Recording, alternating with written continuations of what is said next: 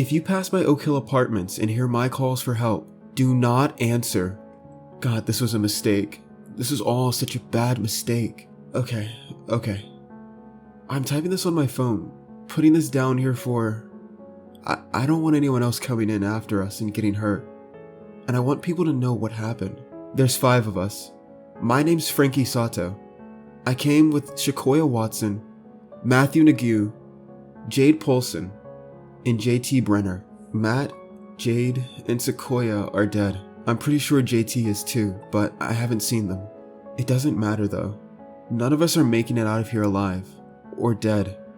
Anyone who reads this message, if you get calls, texts from me, anything, do not try to rescue me. I will not ask for help. Don't answer any calls from JT either. I'm sorry to do that to them, but just don't.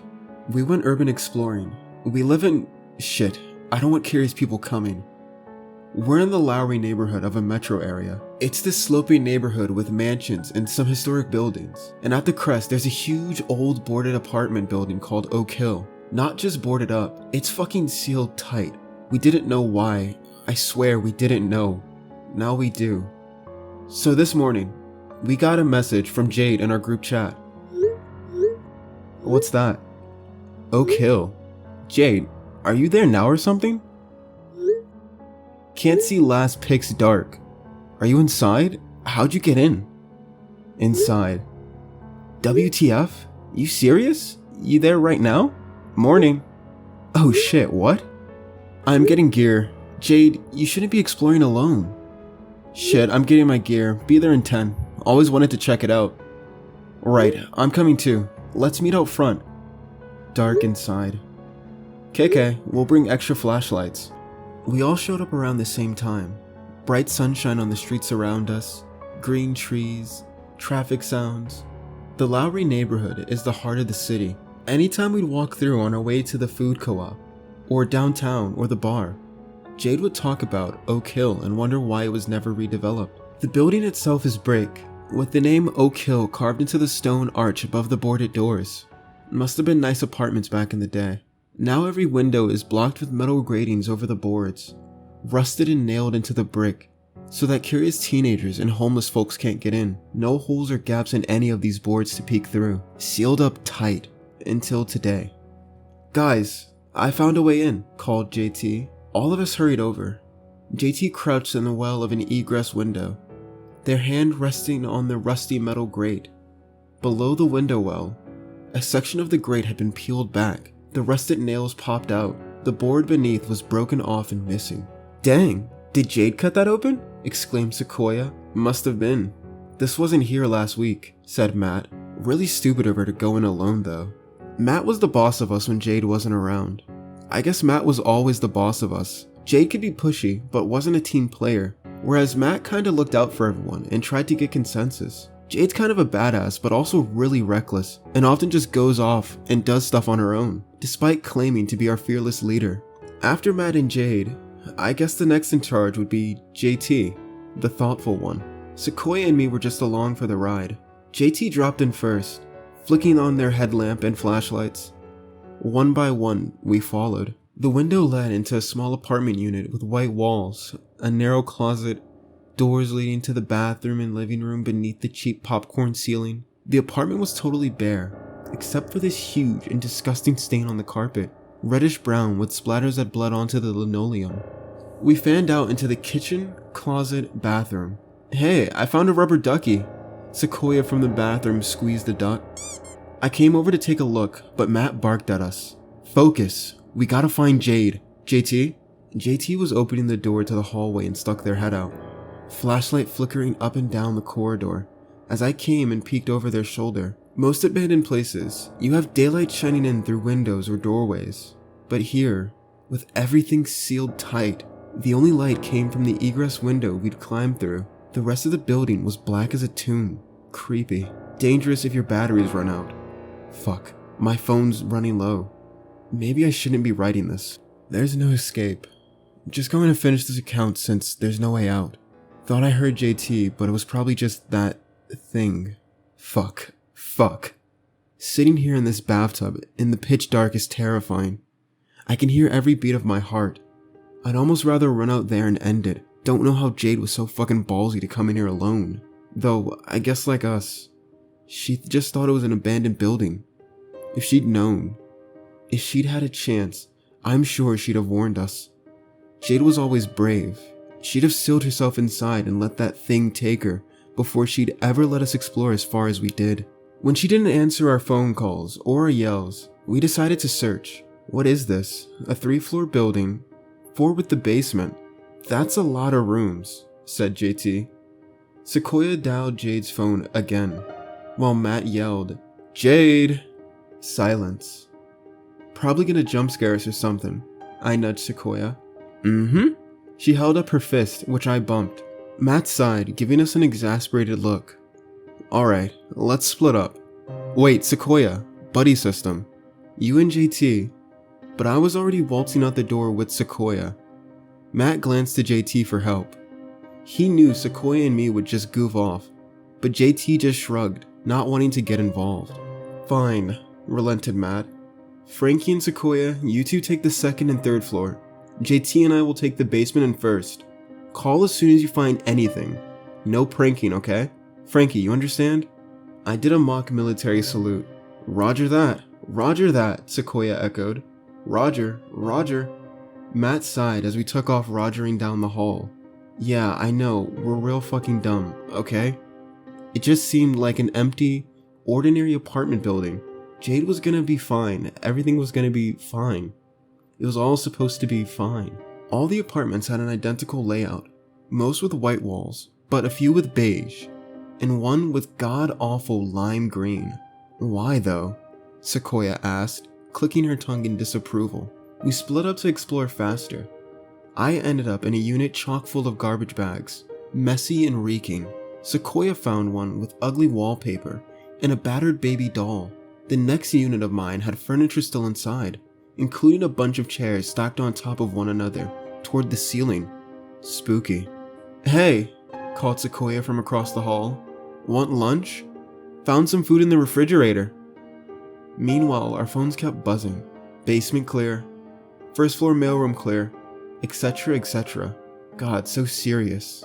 Then Sequoia texted, "Your mom? Clear." I laughed from the apartment building I was exploring, and heard Sequoia's pealing laughter from down the hall. Too bad Jade wasn't paying attention to our hilarity. She would have joined in. We were about halfway through the 2nd floor when my phone buzzed again. Too dark, can't see it. Which floor are you? Which floor are you? Girl, are you trying to jump scare us? I was crafting a text to reply to the group when something winked in my flashlight beam. I peered down the hall, frowning. Near the end of the corridor was a door marked trash room. Wedged into the door was a black satchel decorated with enamel pins. Drawing closer, I saw cats, rainbows, and one that read, "Bad bitch." Jade's shoulder bag. "Jade?" I called. I yelled back down the hall for Sequoia, but she was exclaiming about paintings and old balloons and some expired cookies in a cupboard. I sucked in a breath and shoved the door, throwing my shoulder against it because something was blocking it from the other side. Finally, I forced it open enough to squeeze through. I tripped over legs. The flashlight skidded out of my hand when I fell, bouncing into the wall and coming back to rest so that its beam shone back at me, blinding me, but also leading my gaze to glistening red. I looked back at the door, to the weight that had been blocking it, and my heart shot into my throat. My airway closing and lungs tightening, and every muscle snapping taut. I couldn't get in air, couldn't get in enough oxygen to scream. Jade's vacant eyes stared back at me. Her head, at an impossible angle, bent backwards to stare over her shoulders. Her legs and arms twisted in odd directions, like a broken doll. Fuck!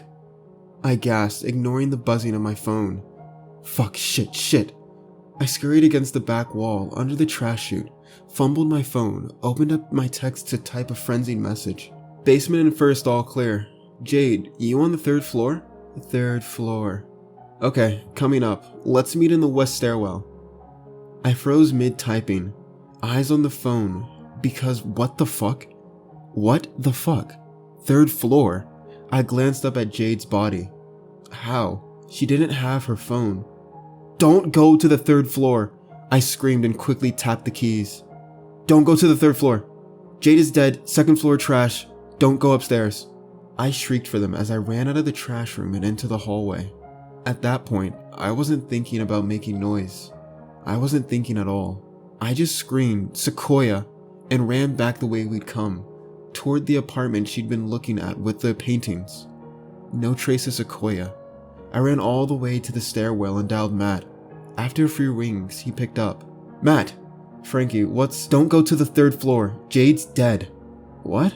She's dead, I shouted. In the 2nd floor trash room, I found her body. She's dead, her neck is broken, something fucking killed her. I was hysterical. Matt on the other end kept saying things like, whoa, whoa, whoa, and calm down. And I heard him tell JT, it's Frankie, he's freaking out saying Jade is dead. In the background, JT asking if it was a prank, and Matt saying he didn't know, and then asking, Frankie, is Sequoia with— No, listen, Matt, you can't stay up there. You and JT have to leave now. Frankie, just chill, we're coming back down for— The phone went dead. No more words, no screams or shouts or any sound at all. Just suddenly dead. Just silence. Matt? I whispered. Matt! I tried calling back, but it didn't connect. Tried calling JT, but got no answer there either. When I tried calling Sequoia, her ringtone, a cutesy bubbly anime song, came drifting from down the hallway, not far from the room with the stacked chairs. The phone rang for a while before going to voicemail, so I dialed again. The same bubbly song. Still no response from Sequoia. I inched my way down the hall, my flashlight beam shaking, poked my head into the apartment with the chairs and swung around the beam. Its light fell across old papers, broken gratings, and a discarded furnace filter.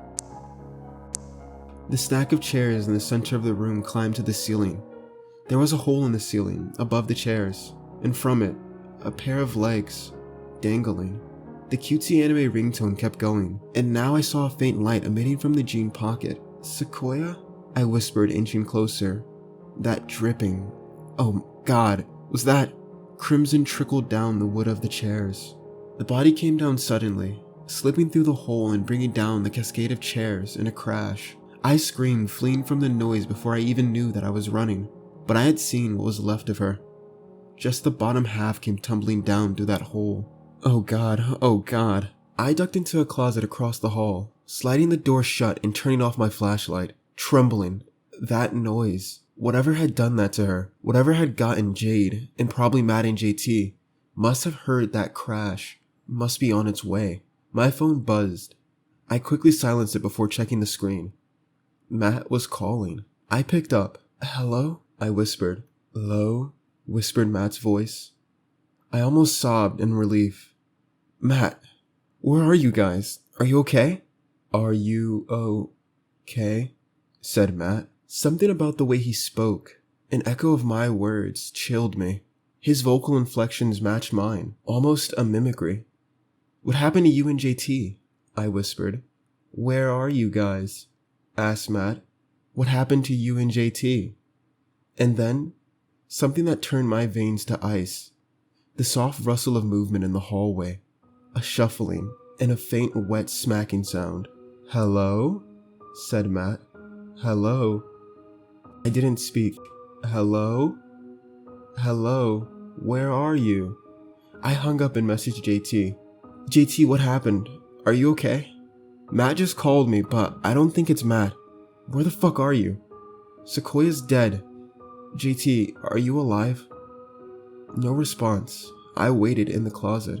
I waited in the closet for 15 minutes before finally pushing open the closet door. Fuck this, I whispered. Fuck this. I had to get out.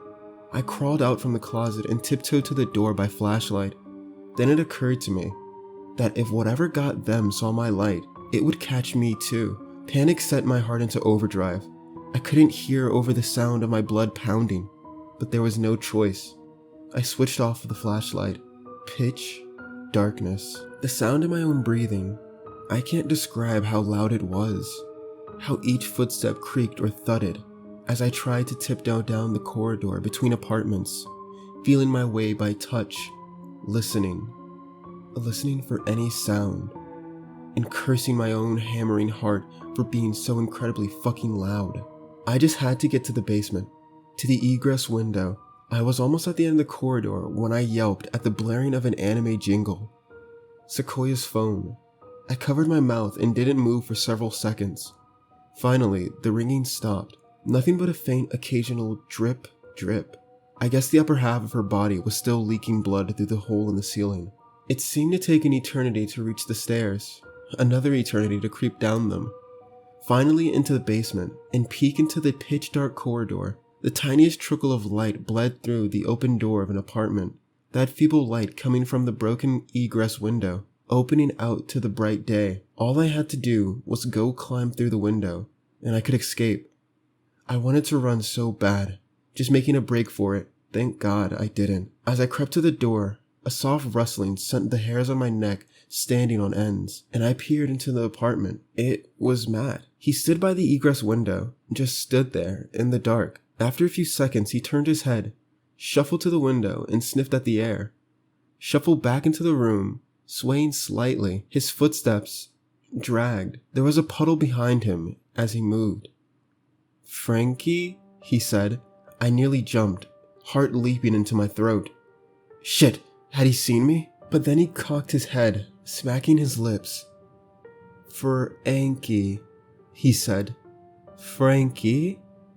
Frankie," like he was practicing my name. I shrank back, retreating to the apartment across the hall. Shortly after I got inside, I heard footsteps out in the hallway. I don't know if they were JT's or if it was Jade. Maybe come to join Matt. The window is the only exit. I'm trapped here, trapped with no way out. I've been typing this for the past hour and a half.